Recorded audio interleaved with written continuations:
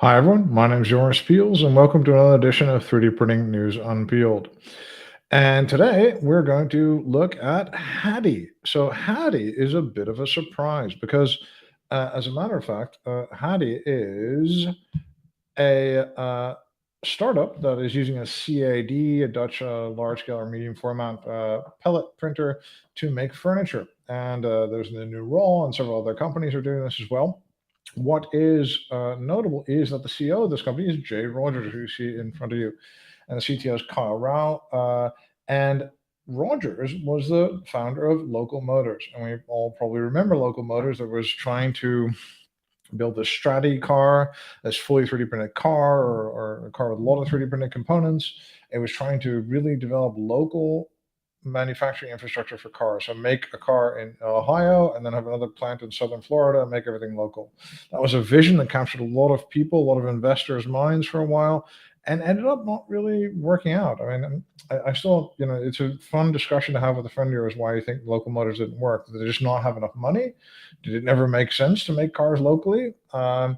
Did it never really, did they never really manage to ignite consumers' passions for these vehicles? Or at one point, they started making like these really ugly urban mobility vehicles. Does that make them all of a sudden, too dependent on local councils, and did they lose their way? I still don't really know. I really don't know. I'd love any insight on why you think local motors didn't work. But it's nice to see that Jay Rogers is bouncing back with another much simpler startup this time. And the only thing I want to do now is use machine learning and 3D printing of recycled materials, including fishnets, to make furniture. It's called Hattie. They're basing it in St. Petersburg, Florida, something called the Warehouse Arts District. And they've raised already 2.5 million. And given the fact that the outlay on the CEAD printer and they rented some space, they still have a lot of money left over to really promote and sell furniture. So I think it's a beautiful business. I think it's wonderful. The new Raw and others have done this. I think there's a lot more scope to make a lot of money on and making outdoor furniture specifically, which people don't seem to be focusing on. But I really like that application specifically. And I really think this is a great second act by Jay Rogers there. Another thing that we hope is going to be a lot more a first act for everyone is what Balena is doing. Balena is making 3D printed slides or slippers, and they're made with its proprietary 100% biodegradable elastomer. It's called BioSur. It's a 70 to 90A shore hardness material, 60% based on bio-based materials, and it is biodegradable.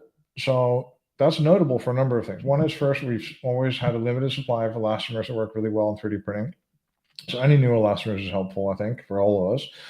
Secondly, like bio-based materials are always good, I think. And to have something biodegradable and have it end of life disposed of in a nice way is, I think what we all want. And this kind of material, could bring a lot to us. Their idea is to have circular products, so to have a product that was made and then is either returned to the earth or returned to them for like recycling. The other thing I really, really like about this is they're focusing on slides. To me, this is the killer app. I think insoles work to a certain degree, but soles and shoes are either you're going to end up with a shoe that's much more expensive than the shoe companies are willing to pay for, or you'll end up with a cool design for a shoe that you can sell directly to people, or you'll end up with a problem that you'll have to marry an upper to a lower, and they'll still have manufacturing steps and still have problems marrying all these different parts together. And to me, you don't have any of that if you look at a slipper. Also, if you look at this from a 3D printing perspective, making such a small kind of flat shape is of course much more advantageous. And I think it's a question of somebody getting the design right. There's other companies, ASICs tried this. Other companies are working with this kind of similar type of things. I think it's a question for somebody to get this right, and it'd be a hugely profitable thing as well. There's no assembly.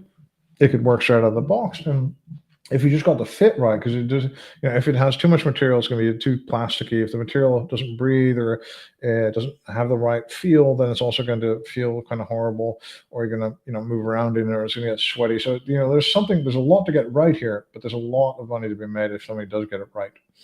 The next piece of news is, well, somebody has managed to print conductive inks inside of hydrogels. They hope to use this for sensors in and around the body.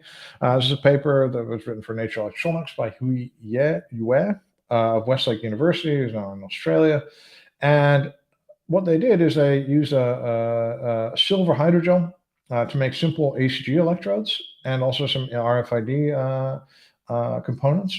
Now, what they're doing, and I don't know yet. I haven't been able to find someone who's doing it. They're essentially doing fresh or slam, these type of 3D printing processes. There's also the nose extruder, you may remember. They're using one of these processes, but instead of just jetting or depositing using a syringe head a polymer, they're using the hydrogel to actually act as a support for conductive parts. I think it's a wonderful IP land grab. I can't really see it as anything else but that. I think it's a wonderful way for these guys to secure IP.